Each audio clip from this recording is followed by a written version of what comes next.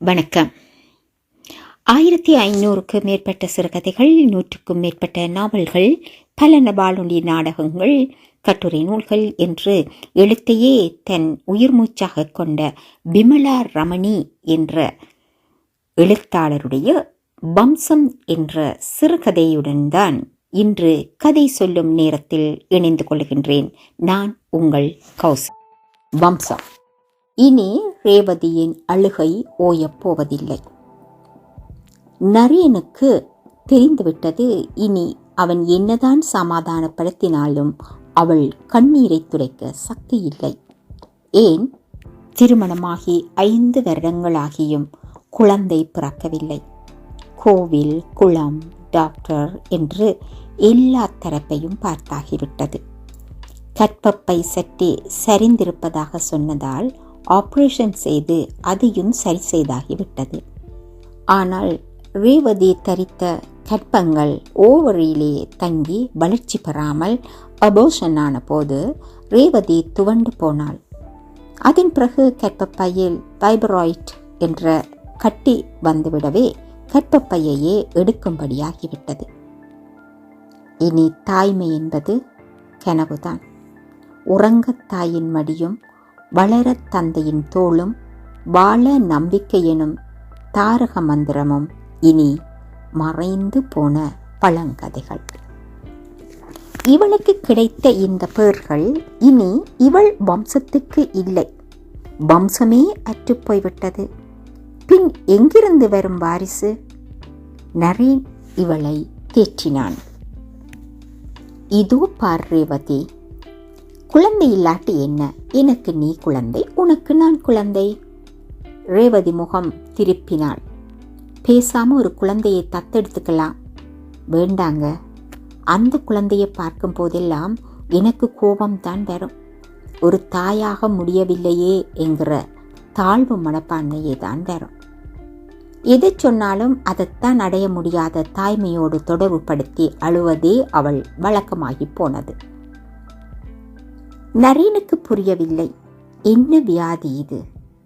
தன்னைத்தானே நொந்து கொண்டு, தன்னைத்தானே கழிவிறக்கத்தால் இழிவுபடுத்தி கொண்டு, இந்த உணர்வுகளுக்கு என்ன வடிகால்? இந்த உணர்ச்சி சிறையிலிருந்து ரேவதி எப்படி மீளப்போகிறாள்? இந்த மன இறுக்கமே வியாதியாகி அவளை ஒரு பைத்தியமாக்கி விடுமோ? சைக்கியாட்ரிஸ்டிடம் அழைத்து போக விரும்பினால் சம்மதிக்காமல் அழுது ஆர்ப்பாட்டம் செய்தாள். நரேன் விட்டுவிட்டான். அன்று அலுவலகத்திலிருந்து நரேன் வீடு திரும்பிய போது வீட்டு வாசலில் கேட்டுக்கு அருகில் ஒரு நாய் படுத்திருந்தது. இவனை கண்டதும் சட்டென்று குரைக்க ஆரம்பித்த போது ரேவதி உள்ளே இருந்து வந்தாள். ரோசி, சும்மா இரு, அது நம்ம சார், உன்னோட எஜமான். ரோசி என்ற அந்த நாயும் ஏதோ புரிந்து கொண்டதைப் போல் அவனை பார்த்து வாலாட்டி விட்டு அவனை முகர்ந்து பார்த்துவிட்டு உள்ளே அனுமதித்தது. என்ன ரேவதி இது, புதுவரவு? ஏதோ தெருநாய். சாப்பிட்டையிலேயே வெளியே போட வந்தேன், மோப்பம் பிடிச்சிட்டு வந்துடுச்சு. ஒன்னாலும் கேட்காம வாசல்லையே பழியா கிடந்தது. பாவமாக இருந்தது. சரின்னு கேட்டை திறந்து விட்டேன், பால் விட்டேன். இப்போது சோறு போட ஆரம்பிச்சிருக்கேன். நல்ல வாட்ச் டாக். தனியாக அழுதுட்டு இருக்கிற எனக்கு இது ஒரு ஆறுதல். நரேன் பேசவில்லை. ஏதோ இந்த அளவுக்கு அவள் மனம் இளகி ஒரு நாயின் மீது பாசம் காட்டக்கூடிய வகையில் விரிவடைந்தது பற்றி மகிழ்ச்சி. இது தாய்ப்பாசம் அல்ல, நாய்ப்பாசம். மெல்ல மெல்ல நாயின் சமாச்சாரம் பெருகிவிட்டது.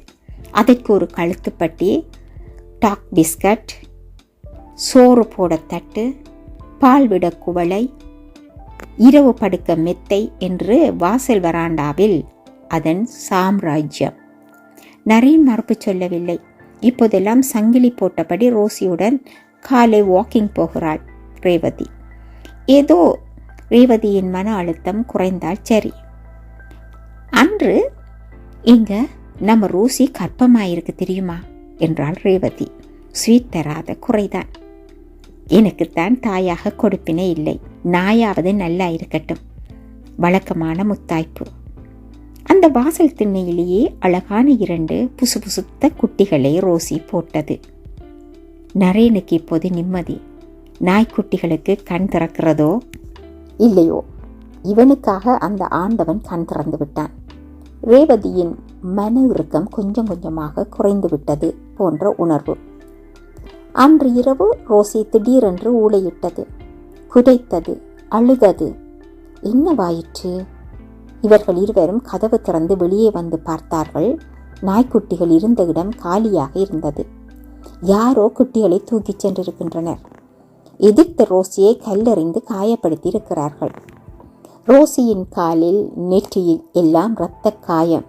ரோசி ரேவதியை முகர்ந்து பார்த்து ஊளையிட்டது. என் குட்டிகளை கண்டுபிடித்து தா என்று கேட்பது போல ஊளையிட்டது. இவள் புடவையை பிடித்து இழுத்து குட்டி இருந்த இடத்துக்கு கூட்டிச் சென்று ஓலமிட்டது. பார்க்க மிகவும் வேதனையாக இருந்தது. அந்த வாயில்லா ஜீவனின் தாய்ப்பாசம் நெஞ்சை பிழிந்தது. நாள் முழுவதும் குட்டிகள் கிடந்த இடத்தில் படுத்தபடி ஆகாரம் எதுவும் இல்லாமல் சக்தியின்றி ரோசி கிடந்தது. ரேவதி பார்த்தாள். 5 அறிவுள்ள நாய்க்கு கூட இத்தனை தாய்மை உணர்வா? மீண்டும் தன் இயலாமை வேதனையெல்லாம் இவளை தாக்கின. என்னங்க, ரோசியை எங்கேயாவது கொண்டு போய் விட்டுட்டு வந்துடுங்க. ஆகாரம் எடுக்காம அது கதறுகிறது, சகிக்கல. அதோட ஊளையை என்னால் தாங்க முடியல என்று அவள் நரேனிடம் அழுதாள். அன்று இரவு நிசப்தமாக இருந்தது. ரோசி ஏன் அழவில்லை? அழுதழுது உயிரை விட்டுவிட்டதோ? ரேவதி மெல்ல கதவு திறந்து பார்த்தாள். அங்கே ரோசி படுத்திருந்தது. இவள் மதியம் போட்ட சாப்பாட்டை கூட சாப்பிட்டிருந்தது. அதோடு ரோசியிடம் 3 சின்னஞ்சிறிய பூனைக்குட்டிகள் பால் அருந்திக் கொண்டிருந்தன. இவளை கண்டதும் ரோசி மகிழ்ச்சியுடன் வாலாட்டியது. 10-15 நாட்களாகிய குட்டிகள். அப்போதுதான் கண் திறந்த குட்டிகள். அம்மா பூனை அடிபட்டு செத்து விட்டதோ என்னவோ. பால் தேடி வீதி வழியே அலைந்த அந்த குட்டிகளுக்கு ரோசி பால் தருகிறதா? புகலிடம் தருகிறதா? இந்த 5 அறிவு ஜீவன் தன் தாய்மை உணர்ச்சியை இப்படி வெளிப்படுத்துகிறதா? தன் இனம், தன் உறவு, தன் வம்சம் என்று பார்க்காமல் தாய்க்குரிய கருணையோடு தன் பாலை பருகத் தருகிறதா? உயிர் வாழ உறவுகள் தேவையில்லையோ? உறவுகள் போதுமோ? அன்பை தர வாரிசு தேவையில்லை, வம்சம் தேவையில்லை, வாஞ்சை போதும். நேசிக்கும் மனமும் அன்பை சுவாசிக்கும் இதயமும் இருந்தால் போதும். குனிந்து அமர்ந்தபடி ரோசியை தடவி தருகிறாள் ரேவதி. தன் அருகில் வந்து நின்ற தன் கணவனை பார்க்கிறாள் ரேவதி. எழுந்து நிற்கிறாள். நாளைக்கு நாம் ஒரு குழந்தைங்க ஆஃபனேஜ் போலாங்க, ஒரு குழந்தையை தத்தெடுத்துக்கலாம் என்று கண்ணீருடன் கூறிய ரேவதியை அணைத்தபடி நரேன் வீட்டினுள் போகிறான். விடிவது நமக்கு வயதாவதற்காக மட்டுமல்ல, நாம் வாழ்வதற்காகவும் தான் என்கின்ற புதிய பாடம் ரேவதிக்கு புரிந்ததில் இவனுக்கு மகிழ்ச்சிதான். நன்றி.